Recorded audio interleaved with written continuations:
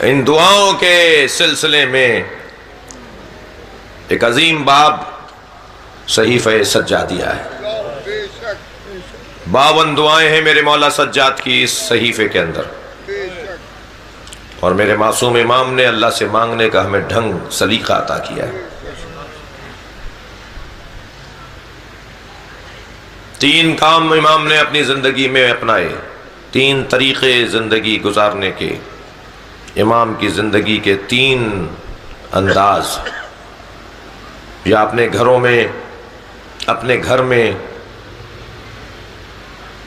غلاموں اور کنیزوں کی صورت میں لوگوں کو خرید کر انہیں قرآن کی تفسیر پڑھا اور سکھا کر، نبی کی حدیثوں کا حافظ بنا کر، بہانے بہانے پر آزاد کر کے ایک مکمل مبلغ روانہ کر دیتے تھے۔ حدیث پر پابندی تھی۔ سن لیجئے ذرا 2-4 منٹ امام کی سیرت کے یہ 3 پہلو۔ بر محمد و آل محمد صلوات اللہم صلی علی۔ امام کی زندگی میں، امام کا جو دور ہے، اس دور میں حدیث پر پابندی تھی۔ عمر ابن عبدالعزیز بڑا نام ہے مسلمانوں کی تاریخ میں، اسلام کی تاریخ میں۔ ان کے زمانے تک حدیث بیان کرنے پر کوڑے لگتے تھے۔ آج حدیث کے نام پہ تنظیمیں بنانا آسان ہے، مگر کوئی دیکھے کہ حدیث پر پابندی کس نے لگائی تھی اور 500 حدیثیں جلائی کس نے تھی۔ میں اس بحث میں نہیں جاؤں گا، صرف تاریخ کا ایک صفحہ پلٹ کر جا رہا ہوں۔ نبی کی 500 حدیثیں جلائی گئیں، اور یہ کہہ کر جلائی گئیں کہ ان حدیثوں سے فساد ہوگا، ہمیں صرف قرآن کافی ہے، ہمیں قرآن کافی ہے۔ تقریباً 80 سال تک حدیث بیان کرنے والے کو کوڑا مارا جاتا تھا۔ امام نسائی چھوٹا نام نہیں ہے، ہم بھی ان کا احترام کرتے ہیں اس لیے کہ ایک عالم دین تھے، اور ہمارے بھائیوں کے ہاں تو وہ 6 بڑے اماموں میں سے ایک امام ہے جی۔ امام بخاری، امام نسائی، امام لکھتے ہیں ہمارے بھائیوں نے، انہیں اتنے کوڑے مارے گئے حدیث بیان کرنے پر کہ وہ چند دن زخموں کی تاب نہ لا کے رحلت کر گئے۔ حدیث پر پابندی تھی، کوئی حدیث بیان نہیں کر سکتا تھا، کوئی حدیث کسی مجمع میں جا کر نبی کے قول کو نقل نہیں کر سکتا تھا۔ قرآن کافی ہے، یہ ایک تحریک چلی تھی، اور اس تحریک کے پیچھے حکومت کی مشینری کار فرما تھی۔ اب حدیث پیغمبر جہاں ہے وہاں معارف، مفاہیم اور علوم کا سمندر ہے، سمندر کو روکا جا رہا ہے۔ معارف، مفاہیم اور علم کا سمندر ہے جس کے اوپر بند باندھا گیا ہے کہ اگر کوئی حدیث بیان کرے گا تو اس کی یہ سزا ہے۔ امام اسے نہیں کہتے جو حالات سے متاثر ہو جائے، امام اسے کہتے ہیں جو حالات کو متاثر کرے۔ میں ممبر کی زبان کا جملہ کہہ رہا ہوں، میں اور آپ جسے امام مانتے ہیں وہ زمانے کو مڑ کر نہیں دیکھتا ہے، موڑ کر دیکھتا ہے۔ صلوات پڑھے ذرا محمد و آل محمد۔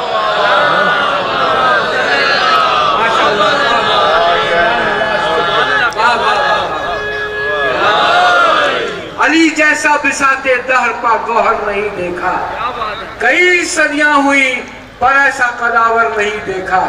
وہ واحد شخص ہے جس نے کہ اپنی عمر بھر ظاہر زمانہ موڑ کر دیکھا، کبھی موڑ کر نہیں دیکھا۔ واہ واہ، صلوات پڑھیں گے ذرا محمد و آل محمد۔ واہ بھائی واہ،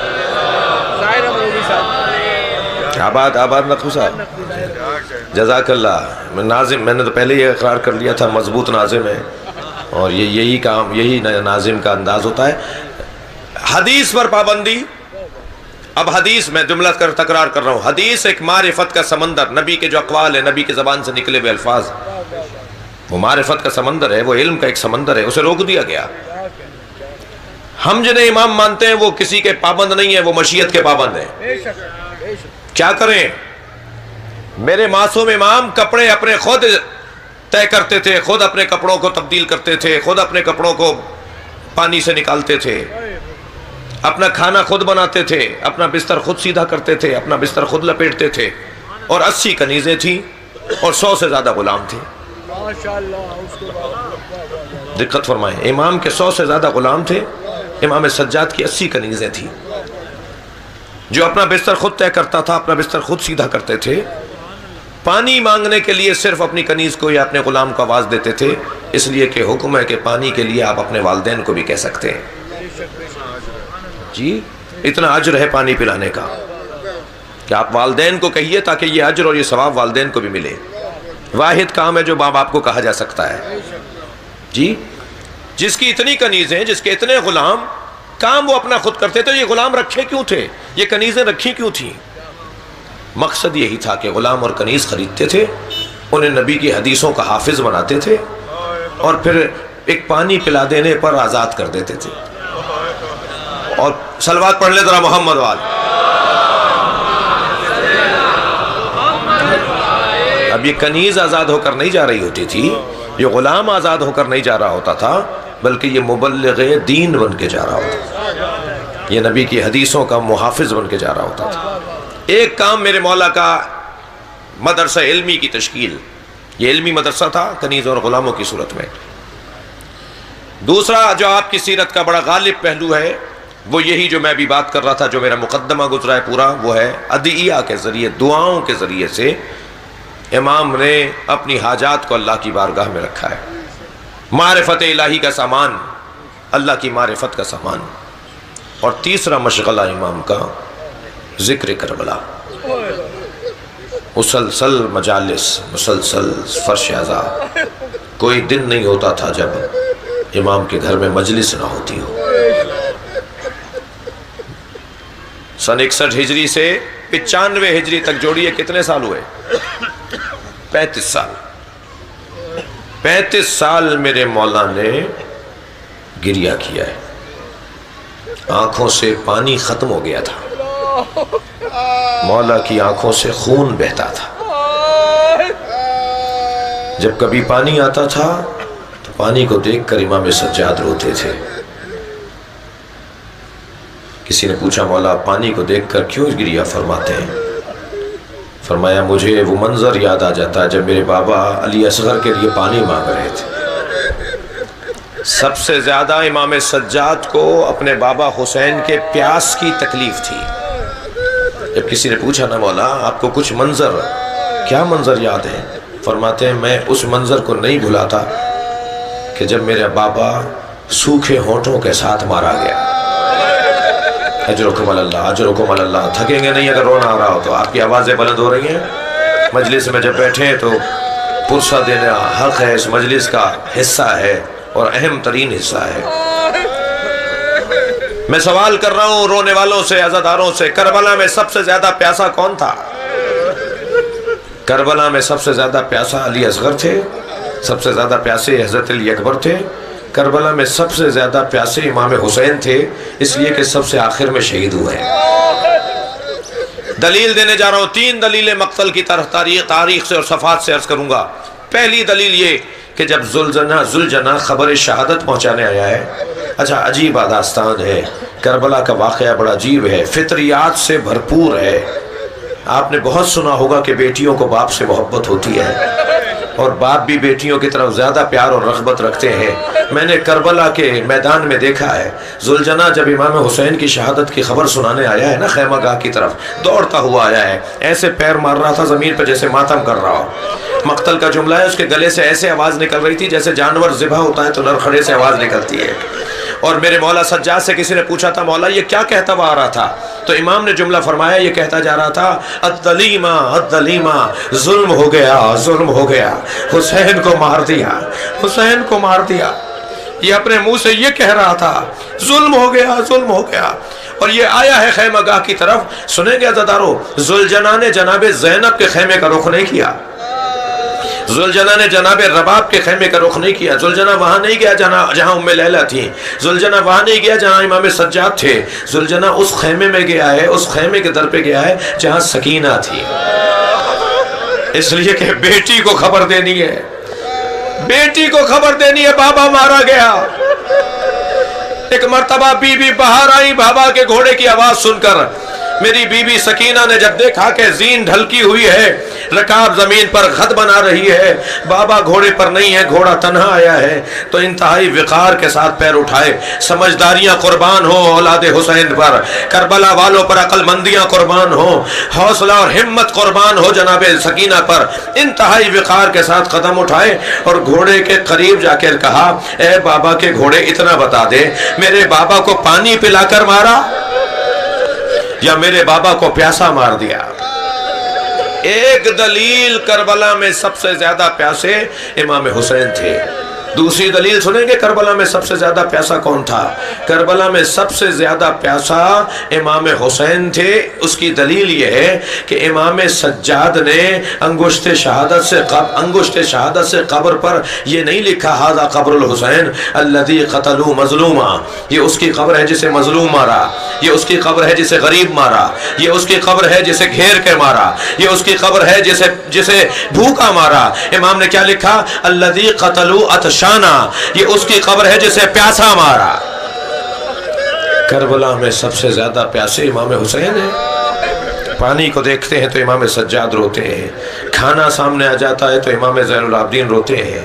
पूछने वाले इस घर का जवाब दिया, जब मैं खाना देखता हूं तो मुझे कुम्हलाए हुए चेहरे याद आ जाते हैं। करबला के मैदान में भूख भी थी और प्यास भी थी, लेकिन आप देखिए नक्कन साहब का बड़ा अजीब जुमला फरमाते हैं, पानी मांगना मरामे इंसानियत के खिलाफ नहीं है, किसी से भी पानी मांगा जा सकता है।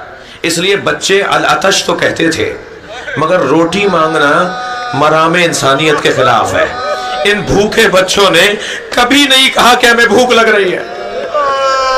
अगर कभी कूफे में किसी ने सदक़े की खजूरें भी दी तो जनाबे ज़ैनब की आवाज आई, सदका तो अलैना हराम, सदका हम पर हराम है।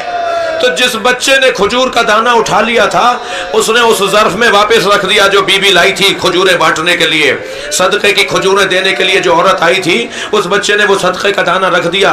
तो वो औरत आगे बढ़ के बीबी ज़ैनब के करीब आई, कहने लगी, बीबी सदका तो अहले बैत पे हराम है, आप कौन हैं? मेरी बीबी ने फरमाया, तू अहले बैत को पहचानती है? कौन है अहले बैत का फर्द इस वक्त दुनिया में? का हुसैन इब्न अली है, का वो लो के नेज़ा पे मेरे भाई का सर है, वो हुसैन का कटा हुआ सर है, और ये ज़ैनब तेरे सामने खड़ी है। अजर कमल अल्लाह। कभी मेरे मौला सज्जाद अजर कमल अल्लाह थकेंगे नहीं अगर रोना आ रहा है, अपनी आवाज़ों को आज़ाद रखेंगे। अभी आप इमाम सज्जाद की, आप बैठ जाइए, इमाम सज्जाद के ताबूत की ज़ियारत करेंगे ना अभी अज़ादारों, तो ख्याल रहे ये उसका ताबूत है जिसका बदन जख्मी बहुत है। ख्याल रहे ताबूत का बोसा देते वक्त ये उसका ताबूत है जिसके जनाजे पे गस्साल रोया है। भाई 3 जनाजों पर गुस्ल देने वाला रोकर बाहर आ गया, गुस्ल नहीं दे पाया जनाजे को, बस मैं मजलिस खत्म कर रहा हूं, गिरिया हो गया। 3 जनाजों पर गुस्ल देने वाला रोकर बाहर आया है। एक जनाजा जनाबे ज़हरा का जनाजा है। मौला अली के रोने की आवाज गली में सुनाई दी जा रही थी। सलमान ने कूचे में सुना था कि अली ज़हरा को गुस्ल देते हुए रो रहे थे। पूछा, है मौला, आप जैसा साबिर इमाम किसी ने नहीं देखा।